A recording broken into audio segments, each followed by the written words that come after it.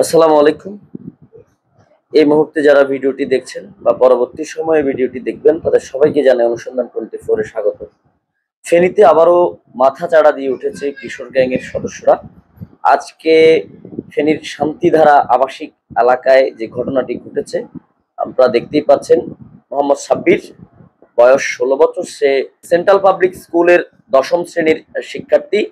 আজ বিকেল আনুমানিক 4:30 দিকে তিনি আর তার বন্ধু এখানকারই জামান হাউসের সামনে কথা বলছিলেন।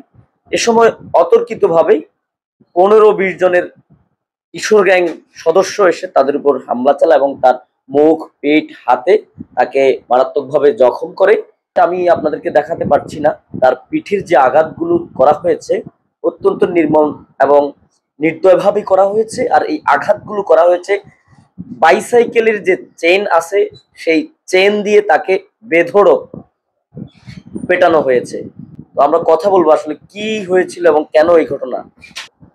যখন আমি স্কুলে আমরা প্রাইভেট থেকে আসি, প্রাইভেটে যাব, তখন দেখতেছি যে অনেকজন পোলাপাইন এখান দিয়ে ওদিকে লাল মাঠ বলে এখানে একটা মাঠ আছে, ওদিক দিয়ে দৌড়া দৌড়া পালিয়ে যেতেছে। তখন আমি আর আমার বন্ধু আমি বলতেছি আমার বন্ধুকে যে চলো নামাজ পড়ে আসি, যে এবারে যাবো। ওরা বলতেছে না, হয়তো কিছু ভেজাল হয়েছে মনে হয় বা কোনো কিছু হয়েছে, নাহলে ওইদিকে মনে হয় বস্তির পোলাপাইন ওরা ওইদিকে দৌড়াইতেছে কেন। তো ওরা ও বলতেছে সে কি না থাক, এখন না আমরা বাসায় চলে যাওয়াই ভালো। তো বাসায় চলে যাব, এই যাওয়ার সময় ওরা ইট ছুঁড়ে মারতেছে। তা একটা আমার বন্ধুর মাথায় পড়লো, মাথায় পড়ার পরে সে বলল যে কি হয়েছে।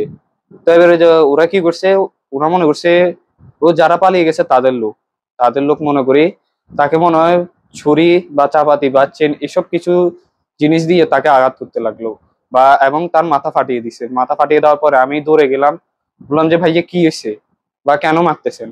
ওরা এবারে যে আমাকেও ধরে মারছে। প্রথম ও পালিয়ে গেছে, কিন্তু আমাকে অনেকে ধারালো অস্ত্র দিয়ে ঘাড়ে কোপ দিতে চাইছিল, কিন্তু আমি ধরে ফেলছি। আমি দৌড়ানোর সময় আমাকে মনে হয় লাথি মেরে ফেলে মা ইচ্ছা ধরবে মারধর করে। আমার ছেলে তো 5 ওয়াক্ত নামাজ পড়ে, এটা স্টুডেন্ট, প্রাইভেট পড়ি আসতে নামাজ পড়তে যায়। ওই সময় ওরা হেরে দড়ি চাপাতি দিয়ে মারধর করে এবং কি বাইকের চেন দিয়ে পিঠে আঘাত করে। আমার ছেলে তো অপরাধী। কি কারণে আমার ছেলেরে এভাবে ইয়ে করছে, আমি ফেনী মডেল সব সুপারের কাছে আমি বিচার চাই। আসলে এই ঘটনাগুলো আমাদের সমাজে ভালো বার্তা দেয় না।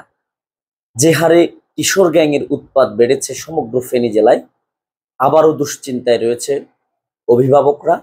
বিশেষ করে সামাজিক যোগাযোগ মাধ্যমের বদৌলতে কিন্তু আমরা দেখতে পাচ্ছি আইন শৃঙ্খলা রক্ষাকারী বাহিনী শক্ত হাতে এদের দমন করার চেষ্টা করলেও আসলে যতক্ষণ পর্যন্ত অভিযান অব্যাহত থাকে ততক্ষণ পর্যন্ত এদের লাগাম টানা সম্ভব হয়। এরপরেই আবার সেই পুরনো অবস্থানে ফিরে যায়। তো আজকে সাব্বিরকে হামলা করা হয়েছে এবং সাব্বিরের বন্ধুর মাথা ফাটিয়ে দেওয়া হয়েছে। তো এই যে একটি ঘটনা, এখনো পর্যন্ত সম্ভবত ভুক্তভোগীরা থানায় কোনো অভিযোগ বা মামলাও করেনি। তারা প্রশাসনের কাছে আসলে বিচার চাইছেন। প্রশাসন যাতে অপরাধীদেরকে খুঁজে বের করে আইনের আওতায় আনে। যেহেতু যেখানে ঘটনা ঘটেছে সেখানে সিসিটিভি ক্যামেরা আছে, সেখান থেকে পুলিশ চাইলে কিন্তু সিসিটিভি ফুটেজ সংগ্রহ করে আসামিদেরকে খুব দ্রুত সময়ে গ্রেপ্তার করতে পারবে।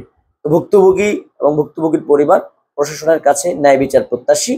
এই ধরনের ঘটনা যাতে অদূর ভবিষ্যতে আর না হয়। সবাই ভালো থাকবেন, সুস্থ থাকবেন। ধন্যবাদ সবাইকে।